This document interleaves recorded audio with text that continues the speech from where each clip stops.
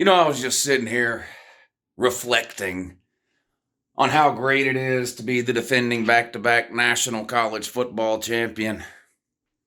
And I realized just how terrible Florida is. Florida was an absolute joke and a disaster this past season. We all know that. Billy Napier, it's not a surprise to anybody really, and I think everybody has come to the conclusion now that Sunbelt Billy is in over his head, doesn't know what he's doing, and never really should have been given that job. Florida hiring Billy Napier is really no different than when Auburn hired Brian Harsin. It's two people that didn't know what they were doing, didn't deserve the jobs they were given, fell on their face. At least Auburn has moved on already after 2 years. Florida, I still have a feeling they're going to hang on to Napier for 3 years. I don't think they can afford to fire him this year. So they're probably going to be forced to keep him next year. But he's an abject failure. This season was terrible. And now you've got this Jaden Rashada situation going on, which is sort of the point of this video. I'm sure you all have heard by now, the Jaden Rashada situation. But before we get to that, a word from today's sponsor. Florida woman's maternity photo includes alligator shotgun and Bud Light. I'm reaching critical Florida woman levels, she says of photo. Florida man recorded himself having relations with his dog. So Jaden Rashada is a quarterback recruit prospect in this year's class, the 2023 class. He had been committed to Florida and actually sent in his letter of intent to Florida on signing day back in December. Now, for those of you who might not follow recruiting all that closely, and I'm by no means an expert, but basically, this is basically how it works. You hear, how you hear players committing to teams all the time, and it can be any time. A player can commit to a team at any time, but there's nothing binding that player to that team when a player commits to a team. That's the reason signing day is so important, both to the schools and to the players. So you've got two signing periods in college football. You have what's referred to as the early signing period in December. That's new. That didn't used to exist. It exists now. It's a 3-day window in December where players are allowed to sign early, okay? Now, the difference between sign and commit. So you can commit to a team anytime you want. And then if you change your mind, you just call them and say, hey, I'm decommitting. You put out a tweet or something letting all the other teams know I'm back on the market, and it's literally that simple. There's nothing legal about committing or uncommitting. When I say legal, I mean there's nothing binding. Once signing day comes around and you send in what's called your LOI, your letter of intent, that is binding. Once you sign and send in your letter of intent, you are basically bound to that team. And if you then want to not go to that school has to release you from your letter of intent, and they don't have to do it. Now, this is very rare. It's very rare. It's only happened one time with Georgia that I can recall over the last bunch of years, and it was with running back Zach Evans, who most of you know is now at Ole Miss under Lane Kiffin, or was this year. It was at TCU prior to that. He committed and uncommitted a dozen times, it seems like. Eventually ended up sending in a letter of intent to Georgia, and then about a week later changed his mind again, decided he wanted to go somewhere else. Georgia decided to release him from his letter of intent, and so he was able to go somewhere else, in his case, TCU. Jaden Rashada, who is Florida's highest-rated recruit for the 2023 class, he's a quarterback, a class that is not great by any means to start with. They don't have any 5 stars. Now, they do have some pretty high 4-star guys. It's not a terrible class. I think they're about 11th or 12th nationally, depending on which site you use. I use 24/7, but if you like another site better, you can welcome to look there too. But they're around 11 or 12 nationally, which isn't bad, right? Except when you consider that puts them at 5th or 6th in the SEC, again, depending on which site you look at, okay? 5th and 6th in the SEC. This is where Dan Mullen was recruiting. And that's why Dan Mullen was fired, according to Florida fans. Couldn't recruit, wasn't recruiting good enough. Well, Billy Napier's recruiting on par with Dan Mullen. And that's assuming they get Jaden Rashada. Well, in case you're unaware of what's going on with the Jaden Rashada situation, he did send in his letter of intent in December, and he was an early enrollee. And again, if you don't follow the stuff that closely, a lot of high school football players make it their goal over their high school career to graduate December of their senior year instead of the following May when most students graduate. The reason they do that is because if you graduate that one semester early out of high school in December, you can then enroll at whatever college you're going to be going to one semester early in January. That allows you to practice with the team that spring instead of waiting till summer to join the team. So it's something that, especially over the last 10 years, has become more and more prevalent. More and more of these, especially highly rated, highly recruited high school prospects, are graduating high school early in December, signing their letter of intent during early signing day in the middle of December so that they can enroll at their school of choice in January, go through a full off-season conditioning program with nutrition and weightlifting and conditioning and all that, and then practice and participate, or practice in spring practice, play in the spring game. Basically, you're getting an extra 6 months of time with the team, whereas, normally, you would graduate your high school in May after spring practice had already ended, and you're just showing up for basically summer camp and fall practice before the season starts.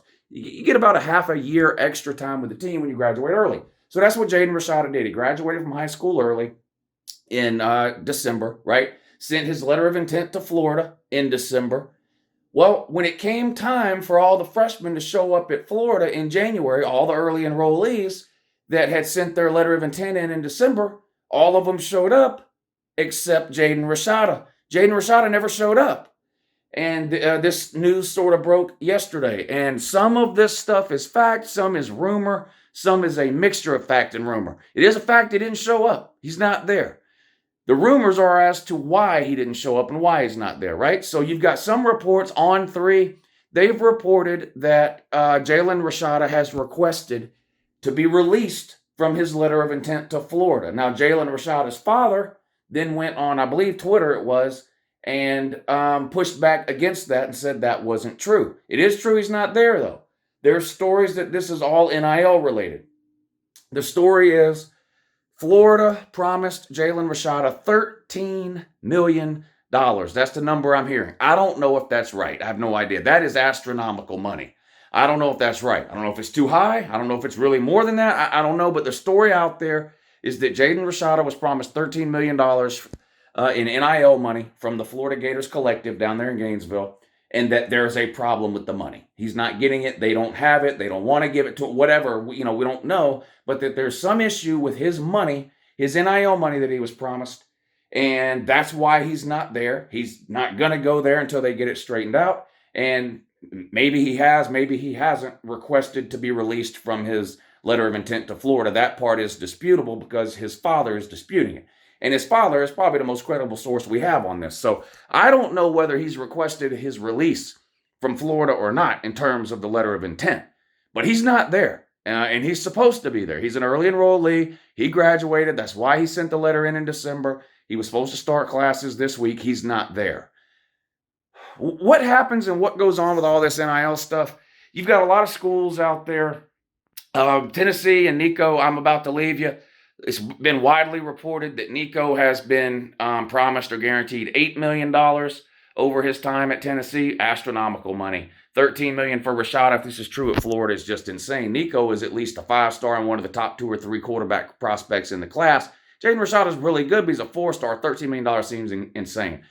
What happens is these collectives or these group of individuals, to use a Butch Lyle Jones euphemism there, they promise these players this money before they actually have the money, right? Because this comes down to fundraising.